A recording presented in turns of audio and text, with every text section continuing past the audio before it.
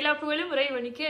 அஸ்ஸலாமு அலைக்கும். ஒரு மான் ஒன்று குளத்துல தண்ணி குடிக்கிறதுக்காக வருது. அப்படி தண்ணி குடிச்சுக்கிட்டே இருக்கும்போது அந்த தண்ணி ரொம்ப கிளியரா இருக்கு. அதனால அதனுடைய முகத்தை அதனால பார்க்க முடியுது. அழகா அதுக்கு கொம்பு இருக்கு. அதுல அப்படியே கிளைகள் மாதிரிலாம் கொம்பு இருக்கு. பார்க்கறதுக்கு அந்த கொம்பு ரொம்ப அழகா இருக்கு. மான் அதை நினைச்சு ரொம்ப பெருமைப்படுது. அதோட அந்த பிரதிபலிப்பு அதை பார்க்கும்போது எவ்வளவு அழகா இருக்கு என்னோட கொம்புகள்.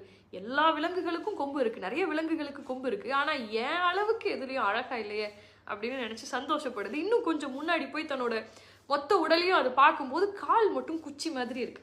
அதுவும் இல்லாம ஒரு இடத்துல பெண்ட் ஆகி இருக்கு.